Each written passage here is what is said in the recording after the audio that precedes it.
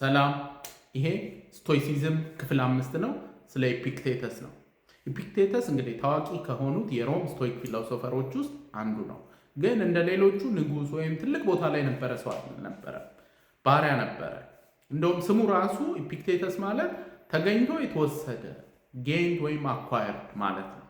ኤኒዌይ ግን የእሱ ባሪያ አሳዳሪው ኢፓፍሮዳይቲስ ይባላል። በአማርኛ አፍሮዲጡ ነው የሚባለው። ይሄ ስም መጽሐፍ ቅዱስ ላይ አለ። የጳውሎስ ኢፒስተልስ ላይ አፍሮዲጡ እንዲያድርጎ ምናምን ተብሎ ተጠቅሷል። ኤኒዌይ ኢፓፍሮዳይተስ የእሱ ባሪያ አሳዳሪው የንጉሥ ኔሮ ጸሐፊ ነበረ።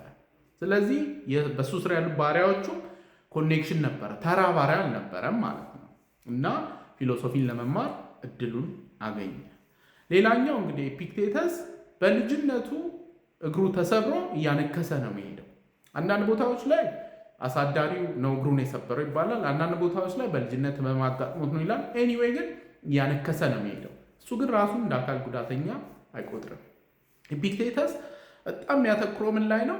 አእምሮ ላይ ነው። ሰዎች ምንም ሁኔታ ውስጥ ቢሆኑ አእምሯቸውን መቆጣጠር ከቻሉ፣ ራሳቸውን መግዛት ከቻሉ they will be okay ብሎ ነው የሚያስበው። እና ፌመስሊ ምን ይላል? የሚያናድዱን ወይም ጭንቀት የሚፈጥሩብን ነገሮች ሁኔታዎች አይደሉም፣ ለሁኔታዎች የምንሰጠው ምላሽ ነው ይላል።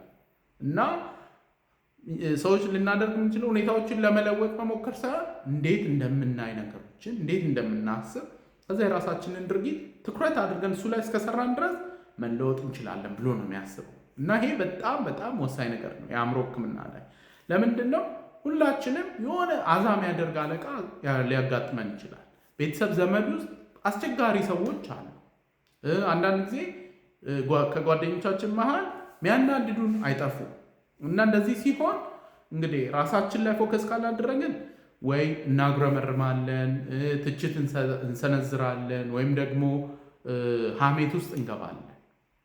እና ይሄ ያው ኔጌቲቭ ኢነርጂ ነው። ዞሮ ዞሮ እያናደደን ነው የበለጠ የሚሄደው። ከዛ ችግሩ ምንድን ነው እንግዲህ ዛሬ የሚያናድድ ጓደኛ ቢኖረን ነገም ደግሞ መኖሩ አይቀርም። የሆነ ሀገር ላይ የሚያናዱ ሰዎች ቢያጋጥሙን ሀገር ብንቀይር የሚያናዱ ሰዎች መጥፋታቸው አይቀርም። ስለዚህ ሰዎቹ ላይ ሁኔታዎች ላይ ትኩረት ከማድረግ ይልቅ ራሳችን ላይ ትኩረት ብናደርግ ከዛ የራሳችንን ምላሽ መቆጣጠር የምንችል ዛሬ የሆነ ሰው ሊያናደን ይችላል። ነገር ግን እኛ የተሻለ ሰዎች ስለምንሆን ምንም ቢመጣ እንዳመጣጡ ለማስተናገድ እንችላለን ማለት ነው። ኤኒዌይ ኢፒክቴተስ እንግዲህ ፍልስፍናዎቹን እየሰራ ምን እያለ ዶሚቲያን የሚባለው የሮም ንጉሥ እነዚህ ፈላስፋዎች ናቸው ሀገር የሚረብሹ። ጭራሽ አንድ ፈላስፋ ሮም ውስጥ እንዳላይ ጥፉ ከዚህ አለ። ከዛ በኋላ እሱ ወጣ፣ አቴንስ ሄደ። ከዛ በኋላ ኒኮፖሊስ የምትባል ቦታ ላይ ፍልስፍና ማስተማር ጀመረ ማለት ነው። ከዛ እንግዲህ የአቴንስ ንጉሥ የነበረው ሃድሪያን በአስተምሮቶቹ በጣም ተገርሞ አቴንድ ያደርግ ነበረ። በሕፃንነቱ ደግሞ ለወደፊት እንግዲህ ታላቁ ስቶይክ ፊሎሶፈር የሚባለው ማርክስ ኦሬሊየስ እሱም ደግሞ በኢፒክቴተስ ትምህርቶች ሲታነጽ ነበረ። እንግዲህ የኢፒክቴተስ ሀሳቦችን በተለይ ይሄ ራስ ላይ ትኩረት ማድረግ፣ ከዛ ደግሞ በኋላ ላይ አቀርብላቸዋለሁ ዘ ዳይኮቶሚ ኦፍ ኮንትሮል የሚባለው መቆጣጠር የምንችለው እና መቆጣጠር ማንችለው ነገሮች በጣም በጣም ወሳኝ ናቸው። የአእምሮ ሕክምና ላይ ይህንን ለተለያዩ ሁኔታዎች እንጠቀምበታለን። ለጭንቀት ህመሞች፣ ለዲፕሬሽን፣ ለድህረ አደጋ ሰቀቀን፣ ከዛ ደግሞ አቢዩዚቭ ሪሌሽንሽፕ ውስጥ ላለፉ አሁንም ላሉ ሰዎች ምን ማድረግ ትችላላችሁ የሚለውን ዳይኮቶሚ ኦፍ ኮንትሮል እንጠቀምበታለን ማለት ነው። ኢፒክቴተስ ሁለት ነገር ላይ በጣም ትኩረት ያደርጋል። የመጀመሪያው ራስን መግዛት ነው። ሁለተኛው ጽናት ነው። ፊሎሶፊዎቹን በሚመለከት እንግዲህ እሱ የስቶይክ ፍልስፍና ትኖረዋለህ እንጂ አታወራውም ብሎ ነው የሚያምነው።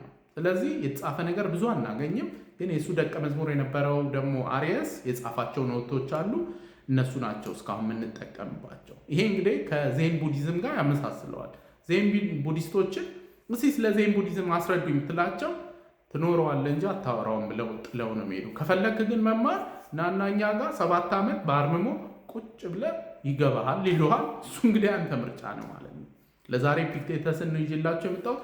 ቀጣይ ክፍል ደግሞ ጠብቁኝ። ሁልጊዜ እንደምለው ያለ አእምሮ ጤና የለም። ቻው